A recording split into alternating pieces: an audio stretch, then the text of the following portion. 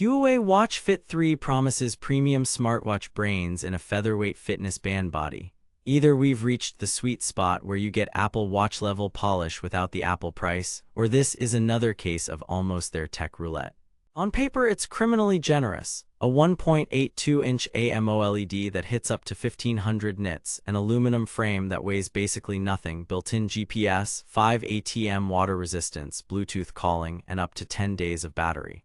Sounds like a miracle, but here's the thing. Specs don't tell you how it behaves day to day. Here's what caught my attention and what didn't. I wore the Watch Fit 3 for 2 solid weeks, ran GPS comparisons, slept with it, paired it to both Android and iPhone, and dug through multiple investigation sites and user forums. I've put the direct link to check current pricing in the description, but before you click anything, let me show you what I discovered after 2 weeks of testing. The Watch Fit 3 claims to be your daily health coach with smartwatch smarts. Huawei promises bright, ultra-smooth 1.82-inch AMOLED with great outdoor visibility. Up to 10 days of battery, 7 days heavy use with fast charging. Accurate all-day heart rate, SpO2, stress and sleep tracking with TrueScene/True Sleep. Built-in GPS, 100+ sports modes, and calorie management with Stay Fit. Pretty bold claims for something this light, right? But here's where things get interesting. Reality check. Let's be real here. Marketing loves round numbers. Real life is messier. They claim 10-day battery. What you actually get is 6-8 days if you're moderate and 3-4 days with always-on display, continuous SpO2, and a few GPS workouts. Here's why. That 1.82-inch panel is gorgeous but thirsty, and GPS plus notifications add up. In my heavy use week with AOD on, 2 30-40-minute GPS runs, and the usual barrage of messages, I hit 3.5 days before needing the puck. The good news, a quick 10-minute top-up really does buy you roughly a day. That part checks out. They claim best-in-class visibility. Reality, it's very bright outdoors and stays readable at noon. Auto brightness is a touch aggressive indoors, occasionally dimming more than I'd like, but bumping a level fixes it. AOD faces look crisp, just know they're the main battery killer.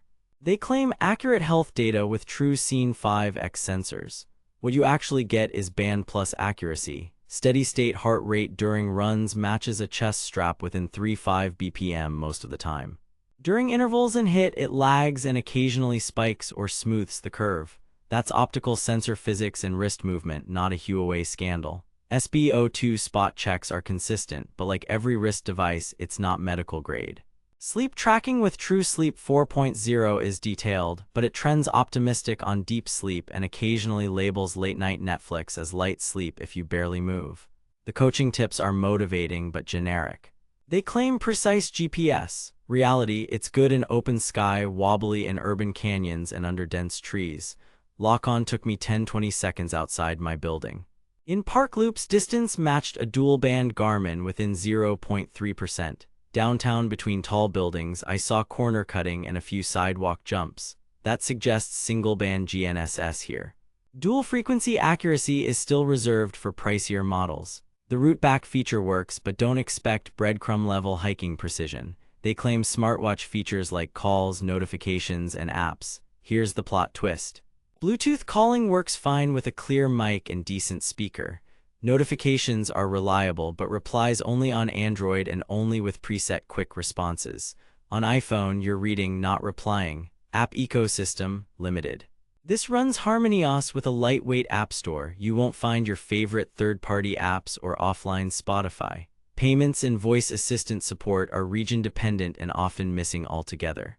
That's the part marketing doesn't shout about. They claim easy setup. But wait, there's more. On Android, to unlock everything and get updates, you'll probably install Huawei Health via App Gallery plus HMS Core. It's an extra step that some folks hate. On iPhone, Huawei Health is in the App Store. Setup is simpler, but features are trimmed. Reality check, the watch is great hardware wrapped in a slightly complicated software story. Finally, they tout smart weight and calorie management with Stay Fit. Here's where it gets mathematically tricky. Unless you manually log food consistently and set accurate basal metabolic rate, calorie coaching leans on estimates that can be off by 10-20%. Helpful for trend awareness, not gospel for cutting weight, display, and build. The 1.82-inch AMOLED is the star, punchy colors, thin bezels, sharp animations that feel around smartwatch smooth. Outdoor visibility is legitimately strong. The aluminum case at around 26G without strap feels almost not there. Crown plus side button control is tactile and the square design looks, well, familiar. Swappable bands are quick release and comfy. The nylon loop is my pick for workouts. 5 ATM water resistance handled pool sessions with accurate lap counts. Open water tracking is okay but not pro level. Battery life. In my tests, light use AOD off, notifications on, no GPS, 7-8 days. Mixed use AOD off, 2-3 GPS workouts, 5-6 days. Heavy use AOD on, continuous SpO2, daily workouts, 3-4 days. Fast charging is real, roughly 25-30% in 10 minutes, about 60% in 30. No wireless charging, it's a pogo pin puck, fitness and GPS. Over 3 runs versus a dual-band Garmin. Distance deviated 0.21.1%, pace smoothed aggressively in tree cover, and GPS tracks occasionally nudged off-path near glassy buildings. Heart rate trailed a chest strap by up to 8-10 BPM during sprints, then settled within 3-4 BPM steady state. For gym work, the automatic rep counting is hit or miss. I disable it. Swimming detection is accurate for laps and strokes. It supports 100+ sports modes, which is a lot, but most are calorie timers with heart rate, not deep metrics. Smart features and ecosystem. Here's what nobody tells you: the best version of this watch lives on Android with Huawei Health installed via App Gallery. You get watch face store depth, quick replies, and more frequent updates. On iPhone, it's still good, but you lose replies and some app options. There's Bluetooth calling, music control, camera shutter, and basic weather, but no robust third-party apps, no offline music, and contactless pay depends on your region and often isn't there.